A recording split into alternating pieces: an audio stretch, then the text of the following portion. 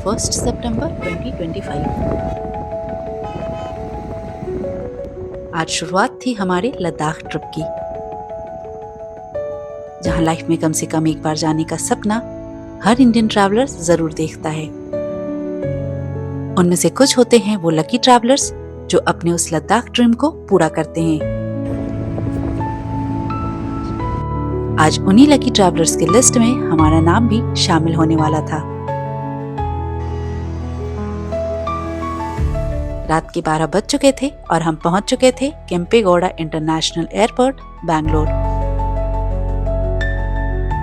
हम फ्लाइट ले रहे थे आज लेह के लिए, जो कि कैपिटल है ट्रांस हिमालयाज में बसे इंडिया के खूबसूरत यूनियन टेरिटरी लद्दाख की।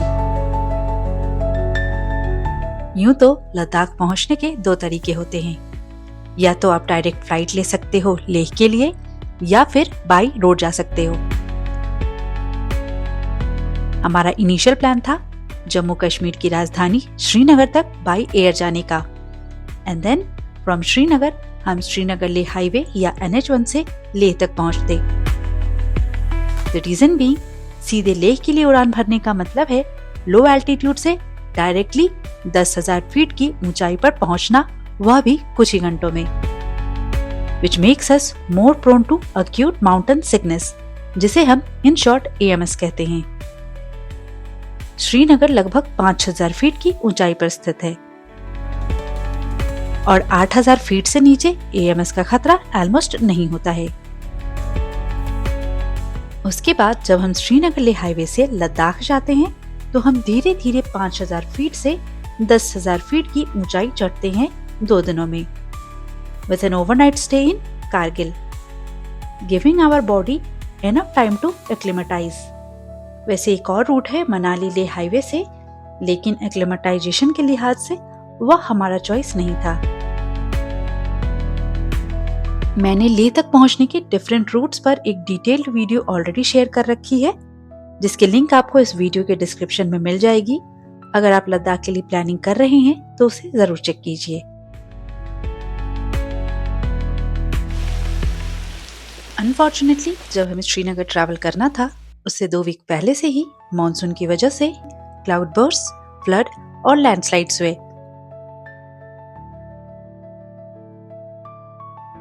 इस वजह से हम रिस्क नहीं लेना चाह रहे थे और हमने सीधा ले जाने का डिसीजन लिया,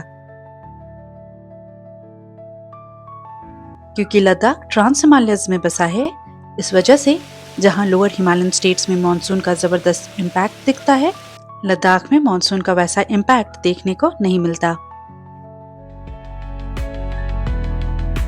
ये ट्रिप थी 4 लोगों की, जिसमें से 2 लोग बैंगलोर से और बाकी के 2 लोग हैदराबाद से लेह के लिए फ्लाइट लेने वाले थे। Both the flights from Hyderabad and Bangalore were via New Delhi. यूं तो हमारी पहली फ्लाइट थी सुबह 4:30 बजे की, बैंगलोर से दिल्ली तक के लिए। बैंगलोर में एयरपोर्ट मेन सिटी से काफी दूर है, जिस वजह से कम 1 से 1.5 घंटे का समय हमें लगता है एयरपोर्ट पहुंचने में। और रात के 2 बजे ट्रैवल करने की जगह हमें 11 बजे कैब लेना ज्यादा सही लगा। इस वजह से हम रात के 12 बजे तक एयरपोर्ट पहुंच चुके थे। एयरपोर्ट एंट्री गेट पर लंबी लाइन से हमें डीजी यात्रा ने बचा लिया। चेक इन भी काफी स्मूथ था और सिक्योरिटी चेक भी बैंगलोर में डीजी यात्रा के लिए सेपरेट थी। सब कुछ सरप्राइजिंगली काफी इजी हुआ इस बार डीजी यात्रा की वजह से। अगर आप बैंगलोर जैसी किसी बड़ी जगह से ट्रैवल कर रहे हो तो फिर डीजी यात्रा जरूर ट्राई कीजिए। चलिए, फ्लाइट में चढ़ने से पहले मैं आपको हमारे टूर प्लान के कुछ डिटेल्स शेयर कर देती हूँ। लद्दाख को एज ए ट्रैवलर हम 2 मेजर सर्किट्स में डिवाइड कर सकते हैं। पहला है मेजर लद्दाख सर्किट, जो सबसे पॉपुलर रूट है, जहां आप कवर करते हो लेह और आसपास की जगहें, फिर नुब्रा वैली और पैंगोंग लेक। अगर आप चाहे तो इस सर्किट में कुछ एड ऑन्स भी इंक्लूड कर सकते हो, जैसे तुर्तुक, सियाचिन बेस कैंप या हानले इत्यादि। वहीं दूसरी सर्किट है जांस्कर का। दोनों ही सर्किट को एक ही ट्रिप में कवर करने के लिए काफी लंबी छुट्टी चाहिए होती है। सिर्फ 7 या 8 दिन में आप ये दोनों सर्किट कवर नहीं कर पाओगे। क्योंकि शुरू के 2 दिन आपको लेह में एक्लेमेटाइज करना होता है। इसके अलावा माउंटेन्स एक नेचुरल बैरियर है, जिसकी वजह से you have to go up and down multiple valleys, और यहाँ आप समतल जमीन की तरह स्पीड से ड्राइव नहीं कर पाते हो। इस ट्रिप में हम मेन लद्दाख सर्किट को कवर करने वाले थे, जिसे most of the travellers cover करते हैं। हमारा बैंगलोर एयरपोर्ट पर इंतजार सुबह 4 बजे खत्म हो चुका था और हमने फ्लाइट के लिए बोर्डिंग कर ली थी। हम दोनों ही पूरी फ्लाइट में ज्यादातर सोते रहे, लेकिन इससे पहले कि हमारी नींद पूरी हो पाए, जल्दी ही सुबह 7 बजे के आसपास दिल्ली में लैंड भी हो गए। जब तक हम दोनों दिल्ली पहुंचे, बाकी के हमारे 2 ट्रैवल पार्टनर्स ऑलरेडी लेह पहुंच चुके थे। सुबह लगभग 7:30 बजे श्रुति का व्हाट्सएप मैसेज भी आ चुका था लेह होटल पहुंच जाने का।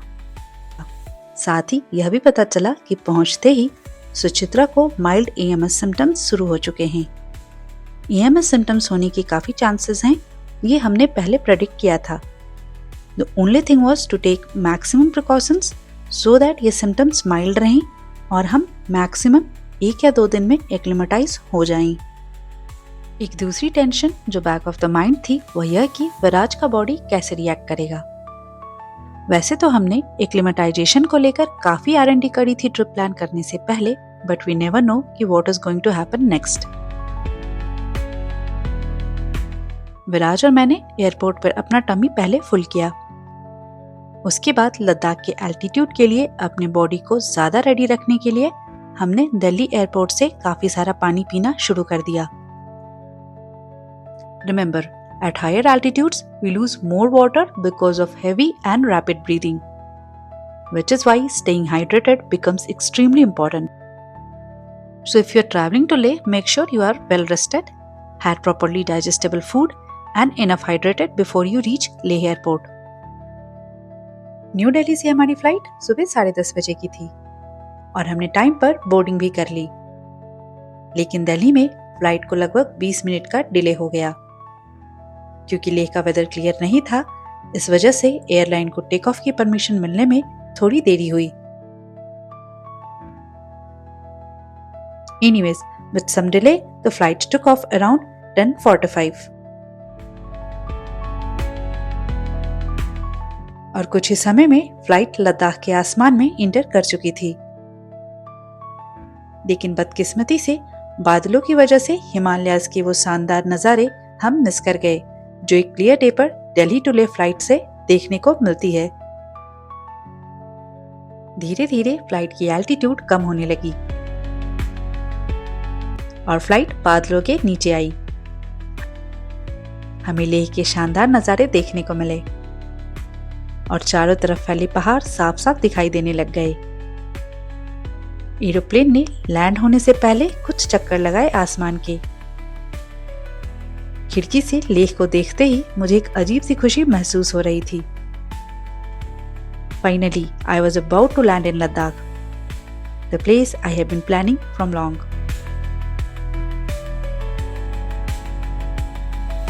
हमारी फ्लाइट लेह के एयरपोर्ट पे सुबह 11 बजे लैंड हो गई थी, जिसका नाम है कुशोक बाकुला रिम्पोंचे।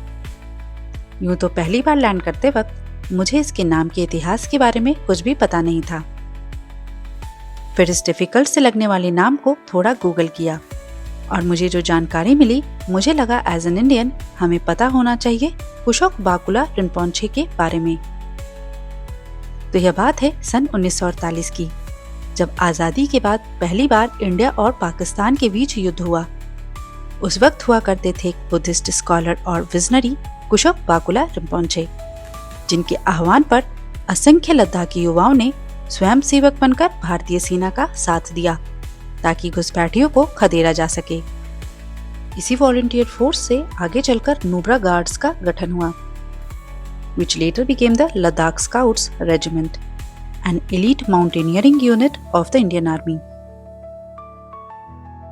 तो जब भी आप लेह लैंड करते हो, उनको याद जरूर कीजिए, क्योंकि without the patriotism of this Buddhist monk, India's northern frontiers may have looked very different. Airport छोटा है और सी लेवल से लगभग 10,500 फीट की ऊंचाई पर स्थित एक डिफेंस एयरपोर्ट है। फ्लाइट से बाहर निकलने और लगेज कलेक्ट करने में हमें थोड़ा समय लगा।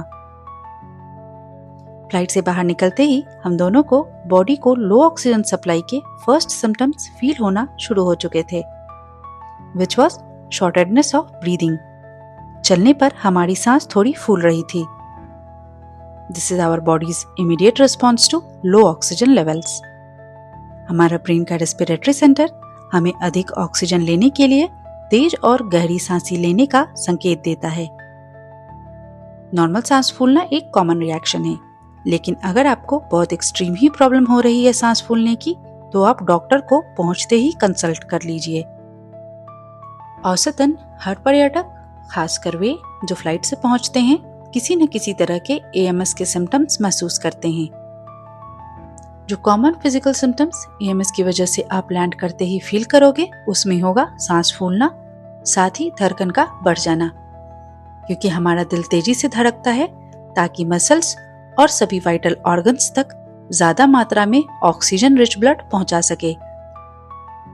एक और महत्वपूर्ण बात जो यहाँ आपको पता होनी चाहिए, तेज सांस लेने के कारण हमारा शरीर अधिक मात्रा में पानी लूज करने लगता है। इस वजह से ऊंचाई पर हाइड्रेटेड रहना बहुत जरूरी हो जाता है।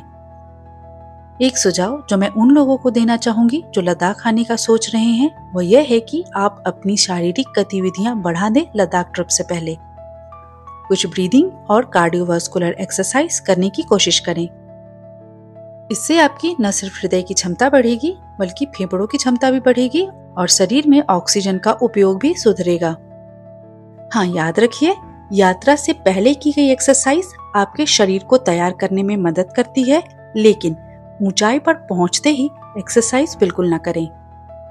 जब आप लेह पहुंचे तो 1 से 2 दिन आराम कीजिए, फिजिकल एक्टिविटीज थोड़ी कम करें, हाइड्रेटेड रहें और अपने शरीर को स्वाभाविक रूप से अनुकूल होने दें। याद रखिए कि बहुत अच्छी तरह से फिट लोग भी यदि बहुत तेजी से ऊंचाई गेन करते हैं, जैसे कि बाई फ्लाइट, तो उन्हें AMS हो सकता है। फिटनेस जोखिम को कम करती है, उसे पूरी तरह से खत्म नहीं करती। एयरपोर्ट से निकलकर जब मैं हमारा सामान पुश कर रही थी, मुझे हल्की सांसें फूलती हुई महसूस हो रही थी। मैं गहरी सांसें ले रही थी और थोड़ा थक भी रही थी। और अब तक मुझे अंदाजा भी हो गया था कि AMS को हम हल्के में नहीं ले सकते। हमारा छोटा ट्रैवलर पूरी तरह एक्टिव और एक्साइटेड था। हम जल्दी ही होटल पहुंच गए। वहां पहले से ही श्रुति और सुचित्रा पहुंच चुकी थीं। सुचित्रा को थोड़े एडिशनल AMS सिम्टम्स भी थे, जैसे हेडेक। बाकी के हम तीनों ठीक थे, लेकिन हाँ, चलते समय सांस फूलना और दिल का तेज धड़कना, यह हम तीनों ही महसूस कर रहे थे। आज के प्लान के अनुसार हमें सिर्फ आराम ही करना था। आराम करने से न सिर्फ आपके शरीर को ऑक्सीजन की जरूरत कम होती है, बल्कि यह आपके शरीर को जरूरी शारीरिक बदलाव करने का समय भी देता है। यूं तो हमने पूरे दिन सिर्फ आराम ही किया। फिर शाम में हमने तय किया कि लेह मार्केट जाकर लोकल सिम ले आते हैं। लद्दाख में बाहरी राज्यों के पोस्टपेड सिम काम करते हैं, लेकिन प्रीपेड सिम अपने आप डीएक्टिवेटेड हो जाते हैं, जिसकी वजह से आप उस सिम से न कॉल कर सकते हैं और न ही मोबाइल डेटा चला सकते हैं। हम शाम के लगभग 4 बजे लेह मार्केट के पास स्थित एयरटेल आउटलेट चले गए। यहाँ हमें लगभग 20 मिनट के अंदर ही सिम मिल गया और एक्टिवेट भी हो गया, जो वाकई काफी तेज प्रोसेस थी। इंडियन टूरिस्ट को सिम लेने के लिए आधार कार्ड जैसे वैध पहचान पत्र की आवश्यकता होती है। सिम लेने के बाद हम लेह मार्केट में घूमने निकल पड़े। लेह मार्केट की गलियों में चलना अपने आप में एक ब्यूटीफुल एक्सपीरियंस था। साफ सुथरी सड़कें, दुकानों की सजी हुई कतारें और पीछे दिखते पहाड़, ये सब मिलकर इस अनुभव को और भी खास बना देते हैं। यहाँ आरामदायक cafe, souvenir shops, dry fruit stores और ऊनी और पश्मीना सामान बेचने वाली कई दुकानें मिल जाती हैं। कुल मिलाकर मार्केट में एक साधारण सी वॉक भी लेह की खूबसूरती और उसकी गर्मजोशी की एक झलक दिखा देती है। करीब 1 घंटे का समय मार्केट में बिताकर हम अपने होटल वापस लौट आए और इसी के साथ ख़त्म हुआ हमारे लद्दाख ट्रिप का एक खूबसूरत सा पहला दिन। If you enjoyed this video, please do like and subscribe to our channel. Thank you and happy traveling.